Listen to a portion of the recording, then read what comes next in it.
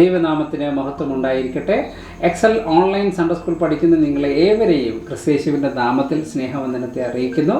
നിങ്ങൾക്ക് online Sunday സ്കൂളിൽ ദൈവവചനം പഠിക്കുന്നത് നിങ്ങൾക്ക് അനുഗ്രഹപ്രദമാണ് എന്ന് വിശ്വസിക്കുന്നു.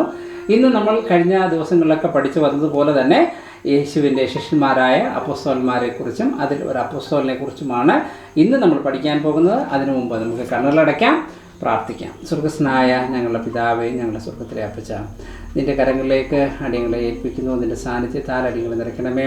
ദൈവത്തിനെ പഠിക്കാൻ അടിയങ്ങളെയും നീ ബലപ്പെടുത്തുമാറാകണം കർത്താവെ. പഠിപ്പിക്കുവാൻ അടിയനെയും ബലപ്പെടുത്തണേ കർത്താവെ. നിൻ്റെ കുഞ്ഞുങ്ങളെ ഓരോരുത്തരും നീ അനുഗ്രഹിക്കുമാറാകണം കർത്താവെ. സൺഡേ സ്കൂൾ പഠിക്കാൻ അവർക്ക് നൽകിയ നല്ല മനസ്സിനായി സ്തുതിക്കുന്ന കർത്താവെ. അവരുടെ മാതാപിതാക്കളെ നീ അതിനെ ഉത്സാഹിപ്പിക്കുന്നതിനായി സ്തോത്രം ചെയ്ത് അവരെ അനുഗ്രഹിക്കുമാറാണ് കർത്താവെ. ദൈവത്തിനെ പഠിക്കുന്നത് അവരുടെ ജീവിതത്തിന് അവരുടെ ഭാവിക്കും ഒക്കെ അനുഗ്രഹമായി തീരട്ടെ കർത്താവെ. നിന്റെ കൃപയിലേൽപ്പിക്കുന്നു. നീ സഹായിച്ചാട്ടെ, ബലപ്പെടുത്തിയാട്ടെ. യേശുവിൻ നാമത്തിൽ തന്നെ ആമേൻ, ആമേൻ, ആമേൻ. ദൈവം നമ്മെ സഹായിക്കട്ടെ. അപ്പം ഇന്ന് നമ്മൾ പുതിയ ഒരു ശിഷ്യനെ കുറിച്ചാണ്, അല്ലെങ്കിൽ യേശുവിൻ്റെ അപ്പോസ്തലന്മാരുടെ ശിഷ്യന്മാരുടെ ഗണത്തിൽ മറ്റൊരു ശിഷ്യനെ കുറിച്ചാണ് നമ്മൾ ഇന്നും പഠിക്കാനായിട്ട് പോകുന്നത്. റെഡിയാണോ? Yes, okay. അപ്പോൾ തുടങ്ങാം. അപ്പോൾ ഇന്ന് നമ്മൾ പഠിക്കാൻ പോകുന്നത് യേശുവിൻ്റെ ശിഷ്യന്മാരിൽ ഒരു പ്രധാനപ്പെട്ട ഒരു ശിഷ്യനാണ് ഫിലിപ്പോസ് എന്ന് പറയുന്ന ശിഷ്യൻ. എന്താണ്? യേശുവിൻ്റെ ശിഷ്യന്മാരുടെ കൂട്ടത്തിൽ വളരെ പ്രധാനപ്പെട്ട, അല്ലെങ്കിൽ വളരെ പ്രാധാന്യമുണ്ടായ, അല്ലെങ്കിൽ അദ്ദേഹത്തിൻ്റെ പ്രവൃത്തികളെക്കുറിച്ച് കുറച്ചൊക്കെ രേഖപ്പെടുത്തിയ, അധികമില്ല എങ്കിലും കുറച്ചൊക്കെ എടുത്തപ്പെട്ട ഒരു ശിഷ്യൻ്റെ പേരാണ് ഫിലിപ്പോസ്. അദ്ദേഹത്തെക്കുറിച്ചാണ് ഇന്ന് നമ്മൾ ലഘുവായി പഠിക്കാനായിട്ട് പോകുന്നത്. ഫിലിപ്പോസ് എന്ന പേരിൻ്റെ അർത്ഥം കുതിരയെ സ്നേഹിക്കുന്നവനെന്നാണ്. എന്താണ്? കുതിരയെ സ്നേഹിക്കുന്നവനെന്ന ആണ് ആ പേരിൻ്റെ അർത്ഥം എന്ന് പറയുന്നത്.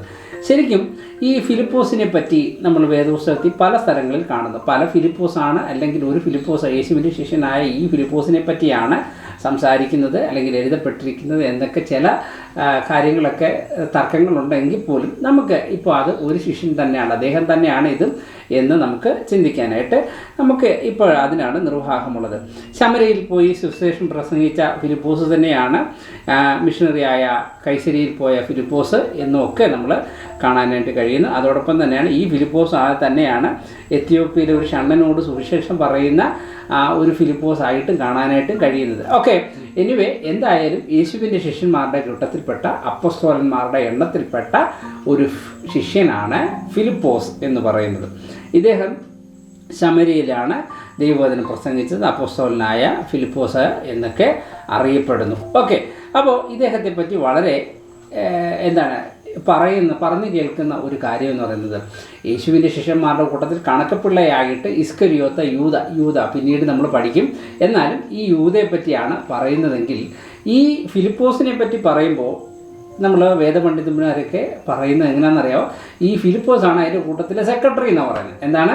ഫിലിപ്പോസാണ് സെക്രട്ടറി എന്ന് പറയുന്നത്. കാര്യം, ഫിലിപ്പോസിന് എല്ലാ കാര്യങ്ങളും കാര്യഗൗരവമായി ചിന്തിക്കാനും പ്രവർത്തിപ്പാനും കഴിയാറുണ്ട്. അതിനൊരു ഉദാഹരണമായിട്ട് നമ്മൾ ചില പുസ്തകങ്ങളിൽ കാണുന്ന കാര്യം, വേദപുസ്തകം നമ്മൾ പരിശോധിക്കുമ്പോൾ ഈ പുരുഷാരങ്ങളൊക്കെ ഇങ്ങനെ യേശുവിൻ്റെ ഉപദേശമൊക്കെ കേട്ട് ക്ഷീണിച്ചിരിക്കുന്ന സമയത്ത് നമ്മൾ കേട്ടിട്ടുള്ളൊരു കഥയാണ് 5 അപ്പം കൊണ്ട് യേശു കർത്താവ് ഒരു ബാലൻ്റെ കയ്യിൽ നിന്ന് 5000 പേരെ പോഷിപ്പിച്ച കഥ, അല്ലേ? നമ്മൾ ഇതിനു മുമ്പുള്ള പാഠങ്ങളിലൊക്കെ, അല്ലെങ്കിൽ ഇതിനു മുമ്പുള്ള ക്ലാസ്സുകളിലൊക്കെ നമ്മൾ പഠിച്ചിട്ടുണ്ട്. അപ്പം ഇതിനകത്തിൽ ഈ ഒത്തിരി ആളുകൾ വന്നു പോവുകയും ഒക്കെ ചെയ്യുമ്പം യേശു മറ്റാരോടും ചോദിക്കുന്നില്ല. യേശു ഫിലിപ്പോസിനോട് ചോദിക്കുന്നത്, ഇവർക്ക് കഴിക്കാൻ എന്തെങ്കിലും കൊടുക്കാൻ നിങ്ങളുടെ കയ്യിൽ ഉണ്ടോ എന്ന്. കാര്യം, അവിടെയുള്ള ആളുകളെക്കുറിച്ചും അവിടെയുള്ള കാര്യങ്ങളെക്കുറിച്ചും വ്യക്തമായ ഒരു ധാരണ ഏകദേശം ഫിലിപ്പോസിനുണ്ടെന്ന് കർത്താവിനറിയാം. പക്ഷേ കർത്താവ് ചെയ്യാൻ പോകുന്ന അത്ഭുതം എന്താണെന്നുള്ളത് കർത്താവിന് വ്യക്തമായിട്ട് അറിയാവുന്ന കാര്യമാണ്. എങ്കിലും കർത്താവ് അവരുടെ ഗ്രൂപ്പിൽ അവരോട് ചോദിച്ചത് ഫിലിപ്പോസിനോടാണ്. ഫിലിപ്പോസ്,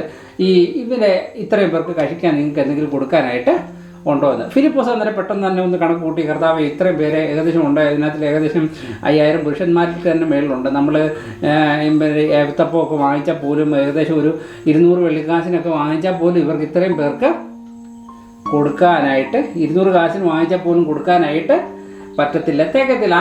അല്പമെങ്കിലും കൊടുക്കാൻ പോലും എന്ത് ചെയ്യത്തില്ല, തികത്തില്ല. അപ്പോൾ അതുകൊണ്ട് അത് നമ്മൾ കൊടുക്കാനായിട്ട് സാധ്യത നമ്മുടെ കയ്യിൽ ഇല്ല. അവരെ പറഞ്ഞു, അല്ലെങ്കിൽ എന്തെങ്കിലും ചെയ്യണം, എന്നാലേ പറ്റത്തുള്ളൂ. ഫിലിപ്പോസ് തൻ്റെ അറിവിനനുസരിച്ച് എന്ത് ചെയ്യുക, കർത്താവിനോട് പറയുക. അപ്പം നമുക്ക് മനസ്സിലാവും ആ കൂട്ടത്തിൽ ഒരു എന്താണ് സെക്രട്ടറിമാരെ പോലെയൊക്കെ ഇരിക്കാൻ കഴിവുള്ള അല്ലെങ്കിൽ ഇരിക്കുന്ന ഒരാളായിട്ടാണ് നമുക്കവിടെ കാണാനായിട്ട് കഴിയുന്നത്. അപ്പോൾ ഈ ഫിലിപ്പോസിനെ കുറിച്ച് കർത്താവ് അല്ലെങ്കിൽ പറയുന്നതാണ്, ഇവിടെ കഴിക്കാനുണ്ടെങ്കിൽ നീ കൊടുക്കാനാണ് പറയുന്നത്. അപ്പോൾ ഫിലിപ്പോസിന് ഏകദേശം ഒരു ധാരണ മൊത്തത്തെക്കുറിച്ചും അവിടെ നടക്കുന്ന കാര്യങ്ങളെക്കുറിച്ചൊക്കെ അറിയാമെന്നുള്ളത് കൊണ്ടായിരിക്കാം യേശു കർത്താവ് ഫിലിപ്പോസിനോട് ഈ ചോദിച്ചത്.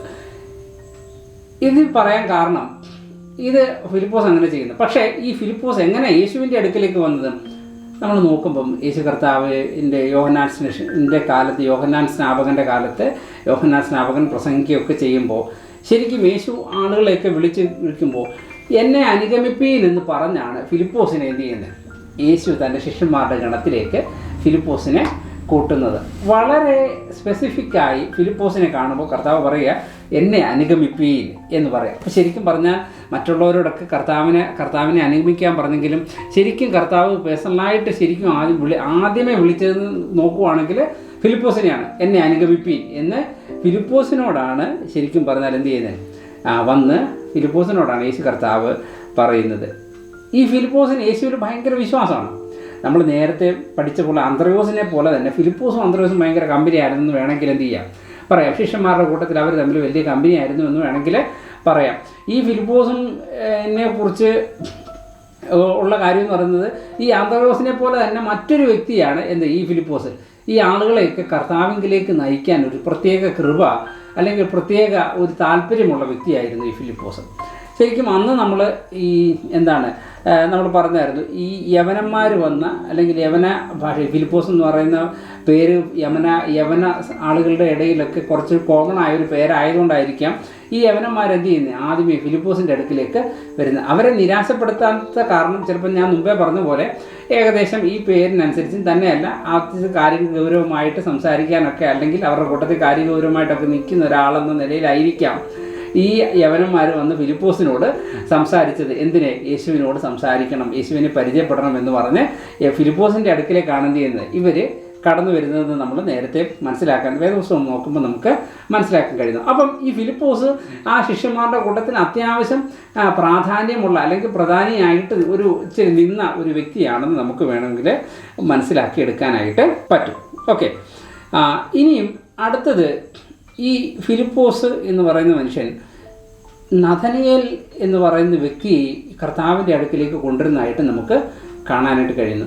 ഈ നഥനയേൽ എന്ന് പറയുന്ന വ്യക്തിക്ക് അദ്ദേഹം പറയുന്നുണ്ട്, ഫിലിപ്പോസിനോട് നസറേത്തിൽ നിന്നും വല്ല നന്മയും വരുമോ എന്ന് പ്രതീക്ഷിച്ചാണ് ഈ നഥനയേൽ യേശു കർത്താവിൻ്റെ അടുക്കിലേക്ക് വരുന്നത്. ഈ നഥനയേലിനെ കൊണ്ടുവന്ന് യേശുവിൻ്റെ അടുക്കിലേക്ക് എത്തിക്കുന്നത് ആരാണ്? ഈ ഫിലിപ്പോസാണ്. അപ്പം ഈ ഫിലിപ്പോസ് നഥനയേലിനെ കൊണ്ടുവരുമ്പോൾ യേശു കർത്താവിനോട് ചോദിക്കുമ്പോൾ അവിടെ പറയുന്ന ഒരു പ്രധാനപ്പെട്ട കാര്യം ഇതാണ്, നസറേത്തിൽ നിന്ന് വല്ല നന്മയും വരുമോ. അപ്പം അടുത്ത ഒരു ഉത്തരവെന്ന് പറയുന്നത് എന്താണ്?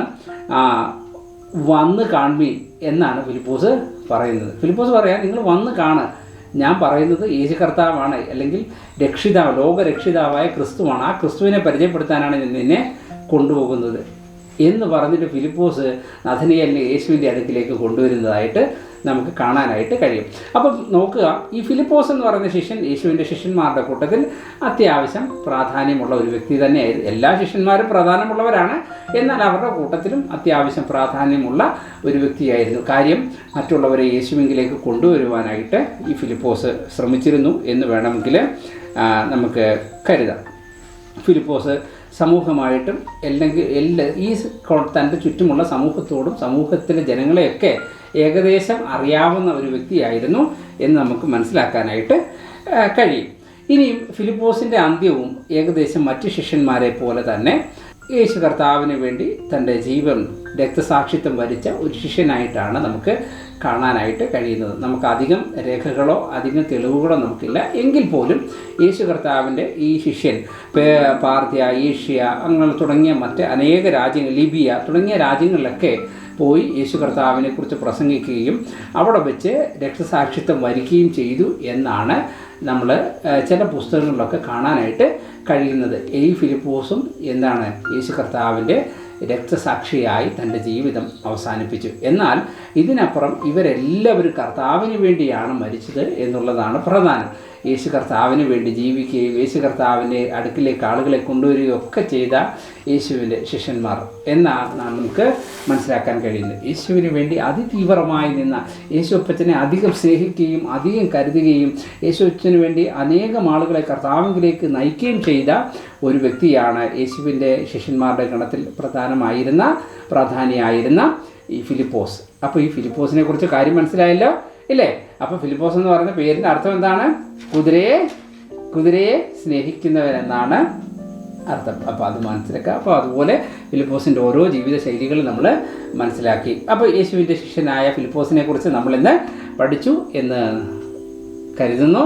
നിങ്ങൾ നന്നായിട്ട് പഠിക്കുക. ദൈവം നിങ്ങളെ ധാരാളമായിട്ട് അനുഗ്രഹിക്കട്ടെ. കർത്താവിന് വേണ്ടി എന്ത് ചെയ്യുക? മറ്റുള്ളവരെ കർത്താവിലേക്ക് നയിക്കുക എന്നൊരു വലിയ ദൗത്യം നിങ്ങൾക്കുണ്ട്. അത് നിങ്ങൾ മറന്നു പോകരുത്. ഓക്കെ, ഒരു നിമിഷം നമുക്ക് കണ്ണുകൾ അടയ്ക്കാം, പ്രാർത്ഥിക്കാം. സ്വർഗ്ഗസ്ഥനായ ഞങ്ങളുടെ പിതാവേ, ഞങ്ങൾ അങ്ങേ സ്തുതിക്കുന്നു, സ്തോത്രം ചെയ്യുന്നു.